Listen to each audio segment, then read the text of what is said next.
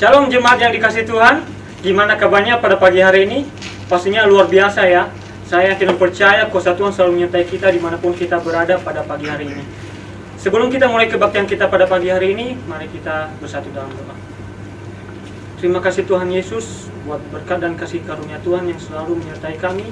Sepanjang seminggu ini ya Bapak, Engkau tolong menyertai kami, Engkau tolong memberkati kami. Kami bisa memulai ibadah kami pada pagi hari ini secara online Bapak. Kiranya Engkau yang selalu menyertai dan memberkati setiap firman-firman-Mu, biar apapun yang kami dengar dan kami terima ya Bapak, kami dapat melakukannya dalam kehidupan kami semua. Terima kasih Tuhan Yesus, berkati setiap pelayan-pelayan-Mu, hamba-hamba-Mu ya Bapak yang mengambil bagian pada pagi hari ini Bapak. Kiranya Engkau memakai mereka lebih lagi. Terima kasih Tuhan Yesus, kami siap dan memulai memuji dan memuliakan nama-Mu. Di dalam nama Tuhan Yesus Kristus kami berdoa dan mengucap syukur, haleluya, amin. Selamat beribadah, Tuhan Yesus memberkati. Shalom umat Tuhan, siap bersorak bagi nama Tuhan, haleluya. Lambaikan tanganmu dimanapun kau berada, karena Tuhan adalah perisai dalam hidup kita, haleluya.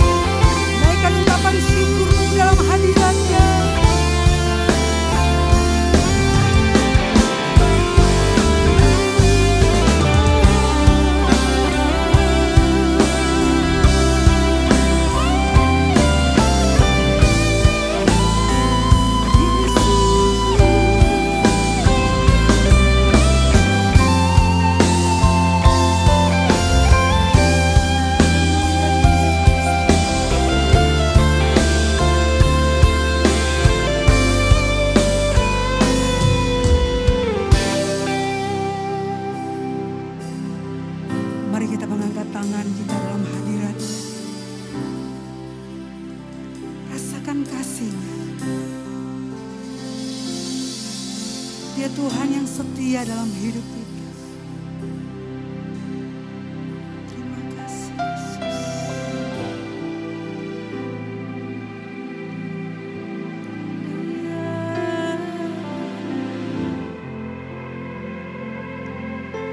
Kami mau terus memuji-Mu Tuhan, dengan segenap kekuatan kami, dengan segenap jiwa kami, dengan segenap akal budi kami.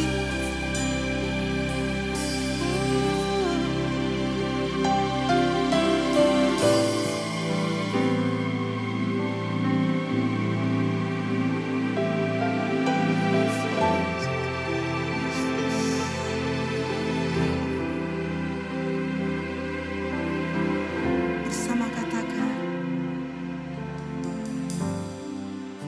dengan apa kan ku balas segala kebaikan-Mu. Segenap hatiku menyembah-Mu Yesus. Ku bersyukur padamu. Dengan apa kan ku balas segala kebaikan-Mu. Segenap hatiku menyembah-Mu Yesus. Kami bersyukur. Yes. Haleluya. Dengan apa kan ku balas segala kebaikan-Mu. Segenap hatiku menyembah-Mu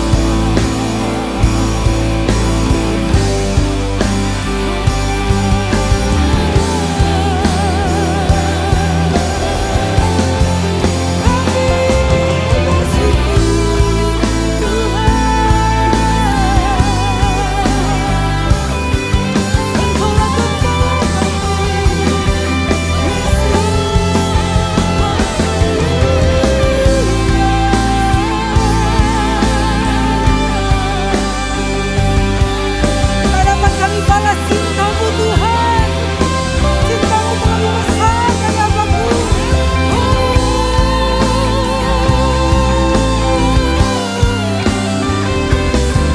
Engkau-Lah yang setia, Engkau-Lah yang baik, sungguh mulia.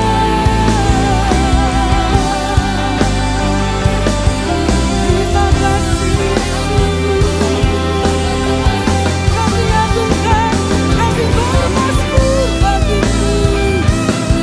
Segenap hati kami memuji-Mu, segenap jiwa kami. Yesus.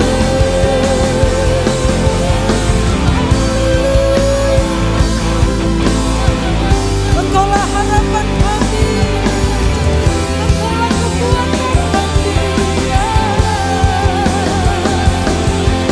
Terima kasih Tuhan, Engkau begitu kami. Engkau sumber pengharapan, sumber kemenangan.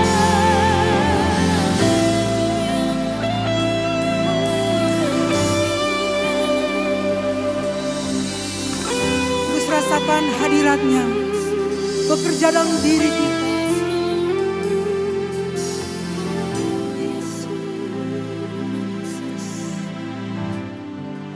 anjuran kami. Engkau yang terbaik dalam hidup kami ya Yesus. Dan mata kami terus terarah kepadamu ya Yesus.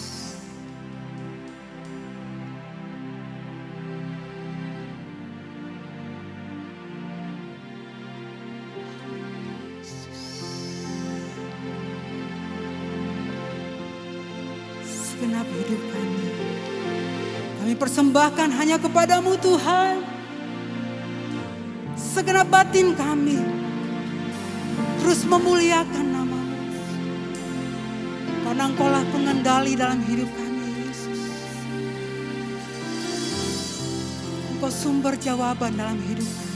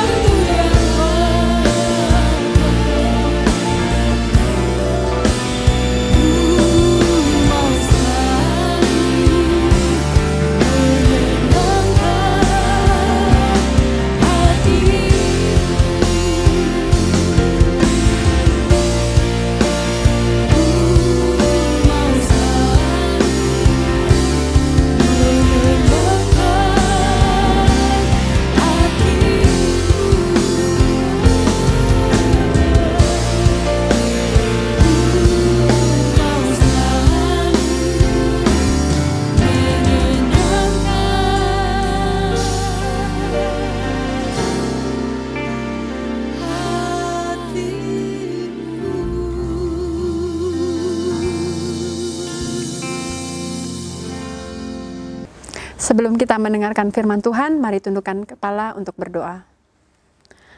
Tuhan Yesus Kristus, terima kasih Tuhan, kami sudah memuji dan memuliakan nama-Mu Tuhan. Pada kesempatan pada hari ini Tuhan, biar kami persiapkan hati kami untuk mendengarkan firman-Mu Tuhan. Urapi hamba-Mu yang akan menyampaikan kebenaran firman-Mu. Agar firman-Mu ini Tuhan tertanam dalam hati kami. Engkau sirami terus kami ya Tuhan. Melalui firman-Mu, Engkau terus memimpin kami dalam setiap langkah hidup kami Tuhan. Kami siap untuk mendengarkan firman-Mu Tuhan. Hanya di dalam nama-Mu Tuhan Yesus Kristus. Haleluya. Amin. Shalom jemaat yang dikasih Tuhan, senang sekali saya Pendeta Rubin Adi Abraham bisa melayani Anda pada hari ini. Dan firman Tuhan yang hari ini kita akan bahas berjudul Manusia Baru dengan Paradigma Baru. Mari kita baca Efesus 4 ayat 21 sampai 24 yang berbunyi demikian. Karena kamu telah mendengar tentang Dia dan menerima pengajaran di dalam Dia menurut kebenaran yang nyata dalam Yesus, yaitu bahwa kamu berhubung dengan kehidupan kamu yang dahulu harus menanggalkan manusia lama yang menemui kebinasaannya oleh nafsunya yang menyesatkan, supaya kamu dibaharui di dalam roh dan pikiranmu dan mengenakan manusia baru yang telah diciptakan menurut kehendak Allah di dalam kebenaran dan kekudusan yang sesungguhnya. Saudara sekalian, pada waktu kita percaya kepada Yesus sebagai juru selamat, maka roh kita yang mati sehingga kita memberontak kepada Allah, menjadi musuh atau seteru Allah, tidak suka perkara-perkara rohani dan akan binasa selamanya di dalam api neraka, tiba-tiba dihidupkan oleh kuasa Tuhan. Dan dengan roh yang hidup itu kita bisa bersekutu dengan Allah. Kita mulai menyukai perkara rohani. Kita ingin mengenal Tuhan lebih dalam, intim dengan Dia. Dan kita akan bersama dengan Dia selamanya di dalam sorga. Contoh di dalam Alkitab tentang orang yang rohnya mati yang dihidupkan Tuhan adalah Saulus.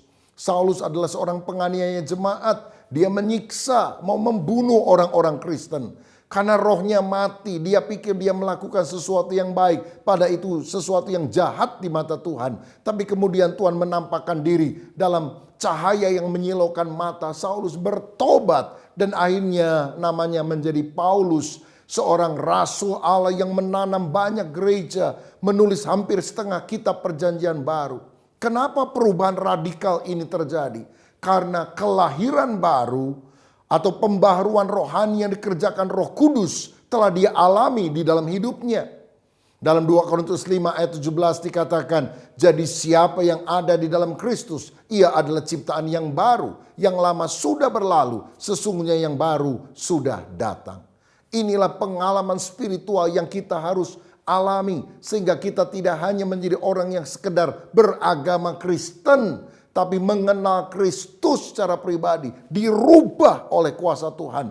Karakternya menjadi karakter yang makin mirip seperti Kristus. Tetapi Alkitab tadi juga berkata, kiranya engkau mengalami pembaharuan dalam pola pikir. Karena Efesus 4 ayat 23 mencatat, dibaharui di dalam roh dan pikiranmu. Nah, ketika roh kita dibaharui, kita lahir baru. Tetapi pikiran kita ini harus mengalami proses yang cukup panjang sehingga kita bisa menyelaraskan pikiran kita yang seringkali sangat duniawi dengan pikiran Tuhan.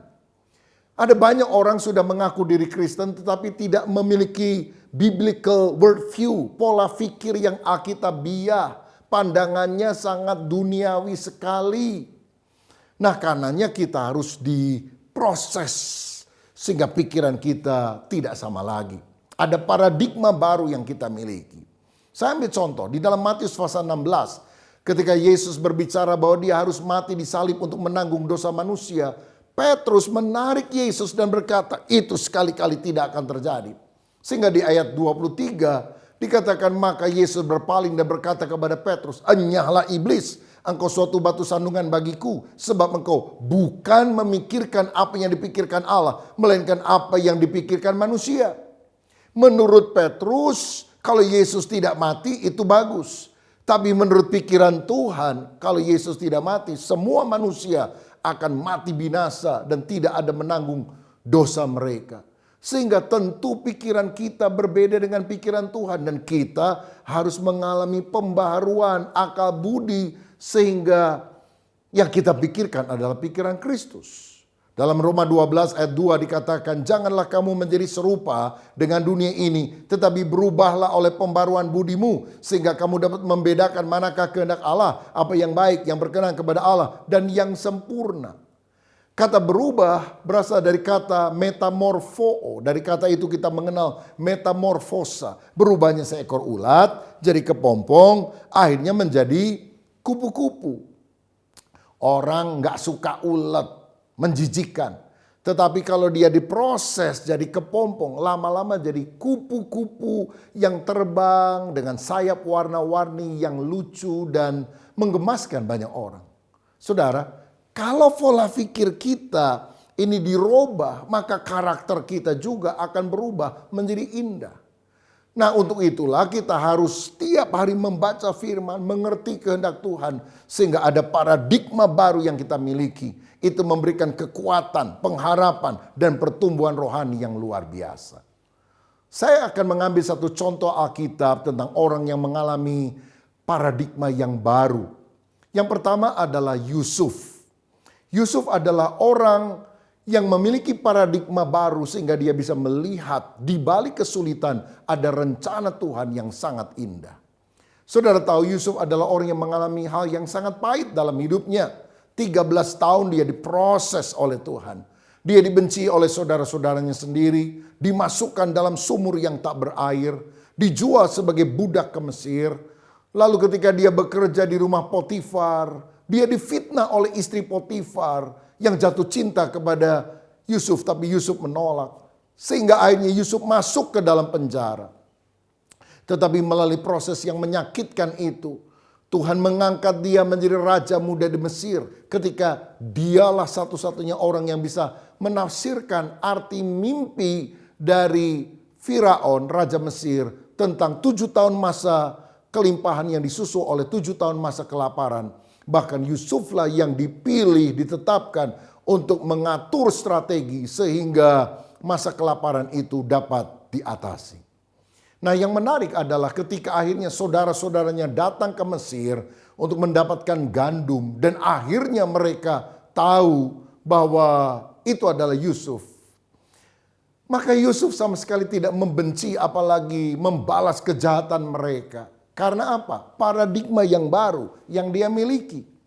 Dalam Kejadian 50 ayat 20, Yusuf berkata, memang kamu telah mereka-rekakan yang jahat terhadap aku, tetapi Allah telah mereka-rekakannya untuk kebaikan dengan maksud untuk melakukan seperti yang terjadi sekarang ini, yakni memelihara hidup suatu bangsa yang besar.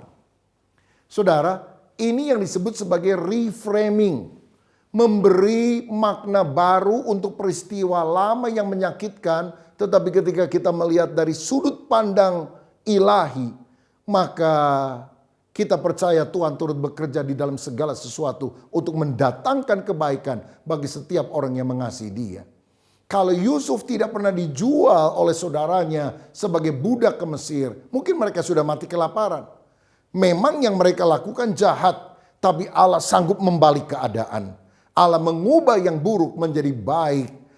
Dan ketika kita punya paradigma sedemikian, pengalaman lama kita beri makna baru. Ada hikmah yang kita bisa dapatkan dan tidak ada kepahitan yang muncul dalam hidup kita.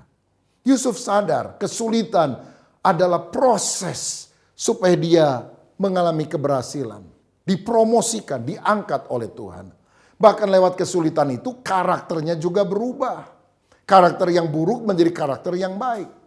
Dulu Yusuf adalah seorang anak manja, suka mengadukan perilaku saudaranya kepada ayahnya. Dia juga besar mulut. Dia bilang, kakak-kakakku semua akan sujud menyembah saya akan diangkat jadi orang besar. Tentu ini menyebalkan. Tetapi melalui proses yang menyakitkan, Yusuf jadi pribadi yang ulet. Dia menjadi pribadi yang bijaksana. Dia juga rela mengampuni orang yang bersalah kepadanya. Saudara, betapa pentingnya kita punya paradigma baru sehingga kita bisa melihat satu situasi dari sudut pandang Tuhan yang membawa kelegaan hati dan sukacita serta pengampunan. Bukan melihat dari sudut pandang diri kita yang sempit yang menyebabkan dendam, kepahitan ada di dalam diri. Saya teringat satu kali ada seorang suami yang mengambil kertas dan mulai menulis pengalaman hidupnya. Dia beri judul Tahun Kesulitan. Tahun ini saya harus dioperasi batu empedu dan saya terbaring cukup lama di rumah sakit. Tahun ini usia saya 60 dan saya harus keluar dari pekerjaan yang saya sukai. Pada tahun ini papa saya juga meninggal dan saya sangat sedih. Di tahun yang sama juga anak saya mengalami kecelakaan mobil sehingga kami membutuhkan biaya yang sangat mahal untuk perbaikan mobil tersebut. Oh, ini adalah tahun kesulitan. Saudara, rupanya setelah menulis itu dia capek, dia tinggalkan kertasnya di meja kerjanya, dia tertidur. Istrinya masuk dan melihat catatan dari suaminya itu. Lalu dia mengambil kertas kosong yang lain, dia menulis pengalaman suaminya menurut versi yang berbeda dengan paradigma yang baru. Tahun ini adalah tahun penyertaan Tuhan. Saya dioperasi batu empedu, tapi syukurlah saya tidak akan sakit lagi. Tahun ini saya pensiun, bersyukur saya sehat. Kini saya bisa fokus melakukan hobi saya, yaitu menulis. Karena saya ingin menjadi seorang penulis buku yang ternama. Tahun ini papa saya meninggal, tapi saya juga bersyukur karena usianya lanjut 95 tahun dan dia meninggal tanpa sakit yang berarti. Tahun ini mobil kami rusak karena anak kami mengalami tabrakan mobil, tapi untunglah dia bisa selamat. Uang bisa dicari, tapi bersyukur anak kami sehat. Ini adalah tahun penyertaan Tuhan. Saudara lihat, masalahnya sama. Situasinya tidak berbeda, tapi sudut pandang itu membuat orang menjadi discouraged, menjadi orang kecewa, lemah, ataukah orang menjadi semangat, bersuka cita. Itu tergantung dari sudut pandang kita. Jadi yang sangat penting adalah bukan berapa besar masalah yang kita hadapi, tapi bagaimana cara pandang kita menghadapi masalah tersebut. Ketika ada 12 pengintai disuruh melihat kondisi tanah Kanaan, 10 orang negatif, punya paradigma lama. Wah, musuhnya besar, kami akan kalah, kami akan ditelan habis. Hanya Yosua dan Kaleb berkata, musuhnya memang besar, tapi Allah yang menyertai kita jauh lebih besar dari musuh kita. Kita akan menelan mereka sampai habis. Saudara-saudara, betapa pentingnya perubahan pola pikir ini. Jangan serupa dengan dunia, tapi berubahlah oleh pembaruan budimu. Change of your mind. Kalau saudara punya paradigma yang benar, iri hati, kepahitan di dalam hatimu akan berubah menjadi belas kasihan dan juga kesediaan untuk menolong orang lain. Saya pernah mendengar sebuah kisah, ada kakak beradik, dua-duanya perempuan, yang selalu bersaing karena apa? Dari sejak kecil, yang sulung ini tampaknya kurang dikasihi oleh papa dan mamanya. Adiknya lebih dikasihi. Jadi kalau mainan baru itu selalu dibelikan oleh orang tua untuk adiknya. Sedang kakaknya tidak pernah mendapatkan sesuatu yang baru dari orang tuanya. Nah, ketika dewasa, si kakak dan adik sudah berumah tangga masing-masing. Dan si kakak ingin mencari kasih daripada papa dan mamanya. Lalu dia suka memasakkan untuk papa dan mamanya karena papa mamanya tinggal berdua. Dia suka datang juga membersihkan rumah. Dan orang tuanya bahkan ketika anak sulung ini datang seringkali tidak keluar kamar dan mengajak berbicara. Tetapi ketika si bungsu datang, wah, mereka senang sekali ngobrol sama anak bungsu ini. Bahkan ketika mereka mau makan, mereka makan bertiga, suami istri dengan anak bungsu ini. Kakaknya yang sengaja datang untuk masak bahkan tidak diajak untuk makan bersama. Sampai satu kali si sulung bertanya dengan berurai air mata kepada pendeta, "Pak, kenapa Tuhan izinkan ini terjadi?" Pendetanya juga bingung. Lalu dia tanya, "Kamu anak angkat atau anak kandung?" "Anak kandung, Pak." "Wah, kok bisa gitu ya orang tua?" "Saya juga heran, Pak," kata si anak ini. Tiba-tiba pendeta dapat hikmat dari Tuhan. "Oke, saya mau tanya, bagaimana kondisi keluargamu?" "Ya fine lah, saya punya seorang suami, punya 2 orang anak, ya kadang ada pertengkaran. Tapi sejauh ini kami bisa mengatasinya kok. Dan kami juga kan suka bergereja di tempat ini dan Bapak tahu kondisi kami. Oh ya, kalau adik kamu gimana? Saya tidak pernah lihat adik kamu. Adik saya memang tidak suka ke gereja dan dia sudah 2 kali menikah, bercerai. Dan sekarang dia juga sedang dalam pertikaian hebat dengan suaminya dan saya khawatir dia akan bercerai lagi. Kira-kira kenapa ya hal itu terjadi, kata si pendeta? Mungkin karena dia terlalu dimanja oleh orang tua kami, dituruti apa saja yang dia mau, sehingga dia seperti ratu. Dan ketika suaminya tidak bisa memenuhi keinginannya, wah, masalah muncul. Dia orangnya egois, keras kepala, suka bertengkar dengan siapa saja. Dan pendeta itu tanya, kalau seandainya kamu dibesarkan dengan cara demikian, kamu yang dimanja, kira-kira keluargamu, hidupmu sekarang akan lebih bahagia atau tidak? Tiba-tiba si kakak sulung ini berpikir, oh, saya nangkep Pak Pendeta. Saya ngerti. Walaupun saya kelihatannya tidak dikasih oleh orang tua, saya mengerti mengapa hal semacam ini terjadi. Sebab kalau saya terlalu dimanja, mungkin saya nasibnya akan seperti adik saya. Sejak hari itu pikirannya berubah. Bahkan dia punya belas kasihan kepada adiknya. Ingin menolong adiknya. Supaya adiknya juga tidak terus mengalami kehancuran di dalam keluarganya. Bukankah ketika pola pikir kita berubah, kepahitan dicabut, diganti dengan belas kasihan dan kerinduan untuk menolong orang lain. Saya berdoa supaya saudara mendapatkan paradigma yang baru. Karena engkau adalah ciptaan baru, manusia baru di dalam Kristus. Contoh tokoh lain dalam Alkitab yang saya juga akan bahas adalah Paulus. Dia adalah orang yang punya paradigma baru sehingga dia bisa melihat dirinya sebagai ciptaan yang baru dalam Kristus. Dalam Filipi 3 ayat 7 dan 8 dia berkata, tetapi apa yang dahulu merupakan keuntungan bagiku sekarang kuanggap rugi karena Kristus. Malahan segala sesuatu kuanggap rugi karena pengenalan akan Kristus Yesus, Tuhanku lebih mulia daripada semuanya. Oleh karena dialah aku telah melepaskan semuanya itu dan menganggapnya sampah. Supaya aku memperoleh Kristus. Saudara tahu apa yang dahulu dibangga-banggakan oleh Rasul Paulus. Yaitu jabatannya sebagai orang Farisi. Fasilitas-fasilitas yang dia dapatkan. Kegiatan agamawinya untuk menangkap orang-orang Kristen. Memanjarakan dia. Sekarang dia anggap sebagai sampah. Karena dia sadar pengenalan akan Kristus yang telah menyatakan diri kepadanya jauh lebih hebat daripada kemegahan duniawi yang kemudian dia tinggalkan. Nah, paradigma lama yang dimiliki oleh Paulus yang pertama adalah saya orang berdosa. Tetapi paradigma baru yang kemudian dia dapatkan, saya orang benar, saya orang kudus. Memang ketika Saulus melihat Kristus, dia sadar betapa hancur hidupnya, berdosanya dia.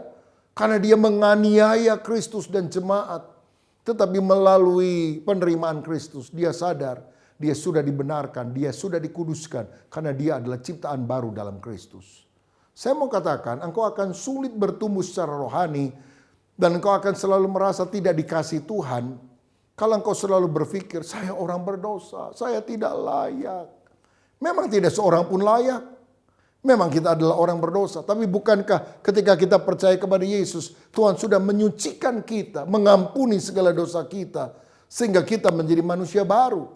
Dalam Galatia 2 ayat 16 dikatakan, kamu tahu bahwa tidak seorang pun yang dibenarkan oleh karena melakukan hukum Taurat. Tetapi hanya oleh karena iman dalam Kristus Yesus. Ketika kita percaya kepada Yesus, kita dibenarkan. Dibenarkan secara hukum artinya dianggap tidak bersalah di pengadilan. Dan itu terjadi karena kita berada in Christ, di dalam Kristus. Kita banyak dosa, tetapi Kristus yang tanpa dosa itu mati di kayu salib. Dan ketika kita percaya kepada Dia, maka Bapa setiap kali melihat kita, Dia melihat kita in Christ, di dalam Kristus. Jadi yang Bapa lihat adalah kita yang berada dalam Kristus yang sempurna, yang benar. Dan kalau posisi kita sekarang menjadi orang benar, dianggap tidak bersalah oleh Bapa Surgawi, kita tidak akan dihukum di dalam api neraka. Roma 8 ayat 1 berkata, demikianlah sekarang tidak ada penghukuman bagi mereka yang ada di dalam Kristus Yesus, in Christ. Saudara, bahkan kita yang percaya kepada Yesus dijadikan sebagai anak Allah sehingga kita bisa memanggil Dia sebagai Bapa. Kita jadi orang yang intim dengan Bapa surgawi. Jadi kita harus memandang diri kita bukan lagi orang berdosa tapi orang benar. Atau mungkin lebih tepat begini, saya bukan lagi orang berdosa yang kadang-kadang berbuat benar, tapi saya orang benar, statusnya sudah benar, walaupun kadang-kadang masih melakukan dosa. Karena itu kita harus berjuang supaya kita benar-benar bukan hanya memiliki status orang benar, perilakunya juga benar. Nah, karenanya kita harus sadar bahwa saya bukan apa yang orang lain katakan atau pikirkan tentang saya. Saya juga bukan apa yang saya katakan atau saya pikirkan tentang diri saya. Siapakah saya? Saya adalah apa yang Kristus katakan tentang saya. What does God say about me? Apa yang Allah katakan tentang saya? Kristus berkata, kamu diampuni, kamu ditebus, kamu dibebaskan, kamu dikuduskan. Dan saya percaya, bukan percaya kepada diri saya, bukan percaya kepada perkataan orang lain. Saya percaya kepada perkataan Kristus yang telah menebus saya. Dan inilah paradigma baru yang kita harus miliki. Dalam 1 Korintus 1 ayat 2 dikatakan kepada jemaat Allah di Korintus, yaitu mereka yang dikuduskan dalam Kristus Yesus dan yang dipanggil menjadi orang-orang kudus. Saudara, jemaat Korintus disebut sebagai telah dikuduskan dalam Kristus, tapi dipanggil menjadi orang kudus. Kekudusan yang pertama itu statusnya. Kita dulu orang berdosa, sudah ditebus oleh Kristus menjadi orang benar, menjadi orang kudus, tapi kemudian kita dipanggil untuk menjadi orang-orang kudus. Perilakunya juga harus kudus. Karena itu kita harus mengerjakan keselamatan dengan takut dan gentar kepada Tuhan. Kalau ada godaan dosa, kita bisa nyanyi gini. Ku telah mati dan tinggalkan cara hidupku yang lama. Saya ingat ada seorang yang namanya Agustinus, ketika masa muda dia banyak bergaul dengan wanita tunasusila, moralitasnya hancur-hancuran walaupun intelektualnya luar biasa. Tapi satu kali dia bertobat percaya kepada Yesus. Dia tinggalkan kehidupan lama. Satu saat dia berjalan di kotanya dan ketemu dengan pelacur langganannya dulu. Lalu dipanggil, Gus, kemana aja? Agus pura-pura gak dengar, saudara. Pura-pura lupa sama saya. Masa kamu gak ingat siapa saya? Mungkin kira-kira begitu godaannya. Agustinus kemudian berkata, Agustinus yang lama sudah mati. Agustinus yang ada sekarang adalah Agustinus yang baru. Langsung dia cepat-cepat lari tinggalkan tempat itu dan dia menjaga kekudusannya sampai akhir hayatnya. Saudara, kita harus memandang diri kita bukan lagi orang berdosa, hamba dosa, budak dosa yang selalu jatuh di dalam dosa. Aku adalah ciptaan baru dalam Kristus. Aku sudah dibenarkan, aku sudah dikuduskan. Karena itu aku berjalan di dalam kekudusan dan kebenaran Kristus yang telah rela mati untuk menebus dosaku. Haleluya. Nah, paradigma lain yang juga dimiliki oleh orang percaya seperti Rasul Paulus, paradigma lamanya adalah tujuan ibadah adalah menjadi orang beragama. Sedangkan paradigma baru, tujuan ibadah adalah menjadi orang rohani seperti Yesus. Saya ajak saudara melihat perbandingan yang kontras antara agamawi dan rohani. Jangan jadi orang agamawi, cuma sekedar religius. Tapi jadi orang rohani, spiritual. Orang yang agamawi itu mengedepankan aturan. Aturan agamanya mesti gini. Do this, do that. Lakukan ini, lakukan itu. Sedangkan orang yang rohani, Yesus berkata, already done. Aku sudah melakukan bagimu. Sehingga keselamatan kita sudah dijamin. Dan dasarnya untuk kita melakukan ketaatan kepada Tuhan karena cinta kepada Kristus. Jadi kalau orang agamawi bilang begini, kalau kamu mau jadi orang yang benar, tiap hari mesti baca 4 pasal Alkitab. Doa minimal sejam, awas kalau enggak, kamu enggak berkenan kepada Tuhan. Tapi orang yang dasarnya cinta kepada Tuhan karena rohani. Karena dia mencintai Tuhan, dia membaca Alkitab karena cinta, bukan karena aturan. Sehingga tanpa terasa, sekian pasal Alkitab, sekian jam dia lalui di dalam hadirat Tuhan. Orang agamawi melakukan sesuatu karena takut dihukum Tuhan. Nanti Tuhan marah loh kalau kamu nggak suka ke gereja. Kalau kamu nggak kasih perpuluhan, marah itu Tuhan. Jadi kita melakukan dasarnya karena takut. Dan kalau kita melakukan sesuatu, maka kita rasa kita berhak dipahalai oleh Tuhan. Orang yang rohani menyadari segala sesuatu adalah anugerah Allah.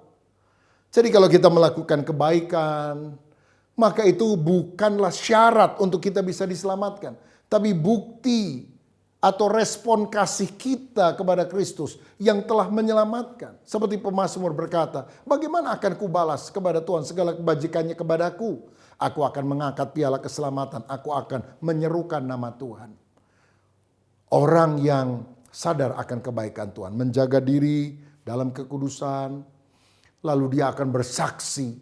Bukan karena dengan berat hati diperintah-perintah oleh Tuhan dan firman-Nya, tetapi karena ada kecintaan, ketulusan, dan dia sadar semua adalah anugerahnya. Yang ketiga, orang yang agamawi itu sombong rohaninya. Yang merasa diri lebih hebat dari orang lain. Sedangkan orang yang benar-benar spiritual, rohani, itu rendah hatinya. Sadar semua adalah kebaikan Tuhan. Ingatkah saudara, ada orang Farisi masuk ke bait Allah dan kemudian berdoa. Aku orang baik, bukan pencuri, bukan pezina. Aku suka puasa, aku membayar persepuluhan. Dan aku tidak sama seperti pemungut cukai itu. Dia doa sambil nuding orang lain, sombong banget. Tapi orang Farisi pukul dadanya, dia bilang, ampunilah saya Tuhan, saya orang berdosa. Tuhan bilang, orang Farisi yang sombong pulang tidak dibenarkan. Tapi pemungut cukai yang mengaku dosa itu dibenarkan. Karena apa? Rendah hati, memohon anugerah daripada Tuhan. Religion make us proud of what we have done. The gospel makes us proud of what Jesus has done. Agama membuat kita bangga akan apa yang sudah kita lakukan. Amal, perbuatan. Tetapi Injil membuat kita bangga terhadap apa yang Yesus sudah lakukan bagi kita. Dia menebus dosa kita sehingga kita dikuduskan. Siapa yang dibanggakan? Diri kita, saya baik, saya hebat seperti orang Farisi. Atau kita bilang, aku orang berdosa, hanya Yesus yang menebus dosaku. Dan ciri terakhir, orang agamawi itu sukanya menghakimi. Ya, suka mengkafir-kafirkan orang karena dia rasa dirinya paling benar. Bukan hanya orang yang berbeda agama, orang yang satu agama juga dikafir-kafirkan. Kalau pandangan orang itu berbeda dengan pandangannya. Seakan-akan dialah Tuhan yang paling suci, paling hebat. Sedangkan orang yang benar-benar rohani, itu bukan punya roh penghakiman, tapi roh belas kasihan. Dan ada kerinduan untuk menolong orang lain lepas dari dosanya. Seperti ketika wanita yang kedapatan berbuat zina itu tertangkap. Orang Farisi akan melempari dia dengan batu. Tapi Yesus justru menyelamatkan dia. Yesus berkata, siapa yang tidak pernah berdosa, lempari. Semuanya bubar karena semua pernah berdosa. Yesus bilang, aku pun tidak akan merajam kamu. Pergilah dan jangan berbuat dosa lagi. Apakah berarti Yesus kompromi? Kok orang berdosa ini tidak dihukum? Oh, Yesus tidak kompromi. Upah dosa adalah maut. Tapi Yesus berkata, mestinya kamu mati. Tapi biar aku yang pergi ke kayu salib itu. Dan aku mati untuk menebus dosamu. Tetapi kamu pergi, jangan berbuat dosa lagi. Dosa telah menyebabkan Yesus mati di salib. Karena itu mari kita hidup benar-benar di dalam ketulusan, kecintaan kepada Tuhan. Sehingga kita berjalan di dalam kebenaran. Orang yang rohani bisa membedakan antara dosa perbuatannya dengan orangnya. Yesus membenci perbuatan dosa. Tapi dia mengasihi orang berdosa. Dan Yesus ingin orang itu bertobat sehingga diampuni. Saudara sekalian, kasih dan pengampunan kepada orang yang mau bertobat ini ditunjukkan bukan hanya kepada wanita yang berbuat zina. Tapi ketika penjahat disalib Yesus, satunya bertobat dan berkata, ingatlah aku ya Tuhan. Yesus berkata, hari ini kau bersama dengan aku di Firdaus. Bukan penghakiman. Kamu rampok dari sejak dulu. Ngapain aku selamatkan? Ngotor-ngotorin surga. Oh tidak, saudara. Yesus berbelas kasihan dan mengampuni. Bahkan ketika Simon Petrus menyangkal dia 3 kali. Yesus tidak membuang dia. Padahal dia sudah tidak layak untuk menjadi rasul. Tapi dia bertanya, Simon, apakah engkau mengasihi aku? Sampai 3 kali Yesus tanya. Simon menangis dan berkata, aku mengasihi engkau Tuhan. Dan Yesus berkata, gembalakanlah domba-dombaku. Bukankah anugerah yang membuat kita hidup? Bukan hukum, kebencian, bukan penghakiman. Saudara-saudara, saya percaya kita semua harus punya paradigma yang baru. Saya bukan lagi orang berdosa, budak dosa. Saya orang benar, saya orang kudus karena Kristus telah melakukannya. Saya tidak mau menjadi orang agamawi, saya mau menjadi orang yang rohani. Dan saya juga ingin melihat kesulitan-kesulitan saya adalah cara Allah untuk memberikan masa depan yang penuh dengan pengharapan. Saudara, jalanilah tahun ini dengan paradigma yang baru, karena saudara adalah manusia baru yang disayangi, dikasihi oleh Tuhan Yesus. Tuhan Yesus memberkati kita, mari kita berdoa. Bapa, terima kasih untuk kebenaran firman-Mu. Terima kasih Engkau telah melahirbarukan kami. Kami menjadi manusia baru. Yang lama sudah berlalu. Sifat yang buruk disingkirkan. Karakter Kristus ada dalam hidup kami. Dan biarlah pembaruan itu juga Tuhan lakukan di dalam pikiran kami. Akal budi kami. Sehingga kami punya paradigma yang baru. Kami melihat tantangan adalah proses untuk kami mengalami kasih Tuhan yang lebih besar. Dan masa depan yang lebih gilang gemilang. Kami juga melihat diri kami bukan sebagai manusia lama, tetapi sebagai manusia baru di dalam Kristus yang berjalan di dalam kekudusan, mengerjakan keselamatan dengan takut dan gentar. Berkati anak-anak-Mu yang telah menerima kebenaran firman-Mu, supaya kami makin hari makin bertumbuh di dalam anugerah, bertumbuh di dalam paradigma yang baru, bertumbuh sebagai manusia baru yang telah mengalahkan manusia lama. Berkat-Mu atas kami dalam nama Yesus. Haleluya. Amin. Tuhan Yesus memberkati.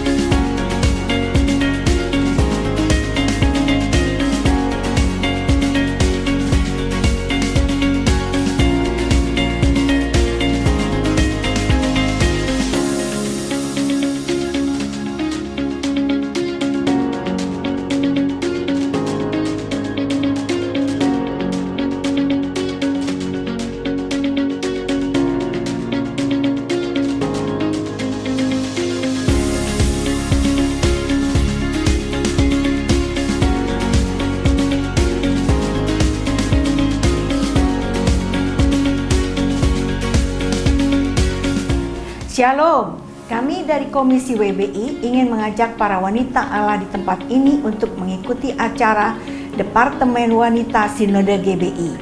Acara tersebut bernama Wanita Cakap Berdampak. Pembicara dilayani langsung oleh WBI Korda DKI. WBI Kelapa Gading telah melakukan WJB yang pertama dan juga WJB yang kedua. Dilanjutkan dengan WJB yang ketiga dengan tema besar Kesehatan Mental Wanita. WJB 3 dilakukan melalui Zoom pada hari Rabu pukul 11 siang. Untuk itu, kami rindu mengajak para wanita di gereja ini untuk dapat bergabung dalam seminar WCB 3 ini. Buku modul akan dibagikan secara gratis.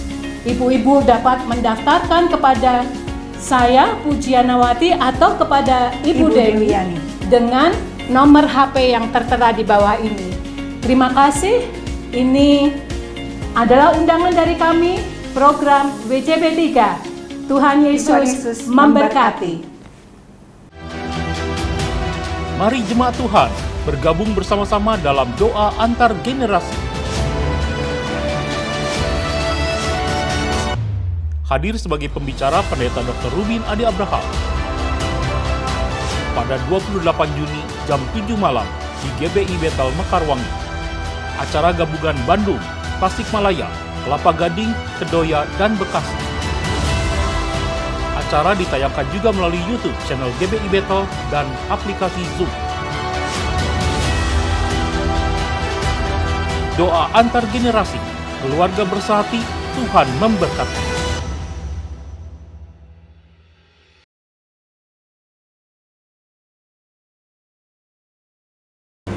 Saya percaya kita semua dilawat melalui pujian dan penyembahan serta firman Tuhan yang sungguh memberkati pada hari ini.